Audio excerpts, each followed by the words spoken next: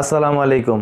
আমি মোহাম্মদ রফিকুদ্দিন রুবেল আপনাদের সকলকে আবারও স্বাগতম জানাচ্ছি আমার এই গার্মেন্টস অ্যান্ড টেক্সটাইল সলিউশন চ্যানেলের আরও একটি নতুন ভিডিওতে। তো আজকের এই ভিডিওতে আমি একজন টেবিল কোয়ালিটি বা কোয়ালিটি ইন্সপেক্টরের কি দায়িত্ব এবং কর্তব্যগুলো আছে সেই বিষয়গুলো নিয়ে আলোচনা করব। তাই আশা করছি আপনারা না টেনে আজকের এই ভিডিওটি সম্পূর্ণরূপে দেখবেন। একজন টেবিল কোয়ালিটিকে প্রথমে যে রেসপন্সিবিলিটি ক্যারি করতে হবে সেটি হচ্ছে সঠিক সময়ে তার কর্মস্থলে উপস্থিত হতে হবে। অর্থাৎ তার ডিউটি যদি 8টা থেকে হয় তাহলে 8টা বাজার ঠিক 5 মিনিট আগে হলেও তার কর্মস্থলে উপস্থিত হতে হবে। এরপর একজন কোয়ালিটি ইন্সপেক্টরকে অবশ্যই ডিফেক্ট সম্পর্কে ভালো ধারণা থাকতে হবে। ডিফেক্টস কত প্রকার, কি এবং কোন ডিফেক্টের কি নাম, এ বিষয়ে খুব ভালো ধারণা থাকতে হবে। যদি কোনো কোয়ালিটি ইন্সপেক্টরের ডিফেক্ট সম্পর্কে ভালো ধারণা না থাকে তখন সে ডিফেক্টিভ গার্মেন্টসগুলো আটকাতে পারবে না বা ডিফেক্টসগুলো ছেড়ে দিবে, যার কারণে পরবর্তী স্টেজে গিয়ে সেই ডিফেক্টসগুলো অন্যের হাতে ধরা পড়বে, এমনকি বাইং কিউসির হাতেও ধরা পড়তে পারে, যার ফলে সেই গার্মেন্টসগুলো রিচেক হতে পারে।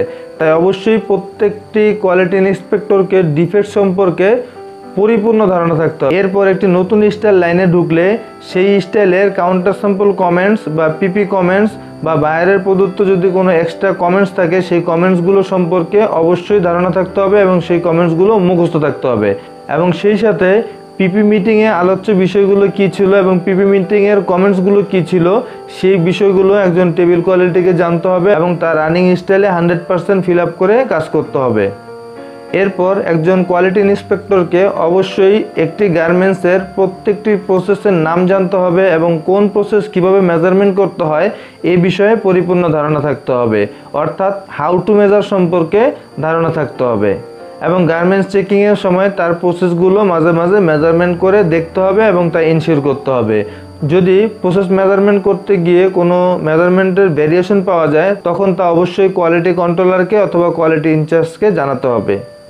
এরপর যদি কোনো কোয়ালিটি ইন্সপেক্টরের কাছে সম্পূর্ণ নতুন কোনো প্রোডাক্ট আসে যেটি কিনা সে আগে কখনো দেখেনি বা আগে কখনো চেক করেনি এবং চেকিং প্রসিডিউরটি সে না জেনে থাকে, তখন অবশ্যই তার ঊর্ধ্বতন যে বস অর্থাৎ কোয়ালিটি কন্ট্রোলার বা কোয়ালিটি ইনচার্জকে ডেকে তার কাছ থেকে চেকিং প্রসিডিউরটি ভালোভাবে বুঝে নিতে হবে এবং সে অনুযায়ী গার্মেন্টস চেক করতে হবে। বেশিরভাগ ফ্যাক্টরিতেই কোয়ালিটি ইনচার্জ বা কোয়ালিটি কন্ট্রোলাররা নতুন কোনো স্টাইল লাইনে ঢুকলে তার চেকিং প্রসিডিউর অর্থাৎ কোন বিষয় কিভাবে চেক করতে হবে তা একটি পেপারের মধ্যে লিখিতভাবে কোয়ালিটি ইন্সপেক্টরকে প্রদান করে থাকে, যাকে আমরা ওয়ার্ক ইনস্ট্রাকশন বলে থাকি। একজন কোয়ালিটি ইন্সপেক্টরকে অবশ্যই এই ওয়ার্ক ইনস্ট্রাকশন ফলো করে কাজ করতে হবে এবং সে অনুযায়ী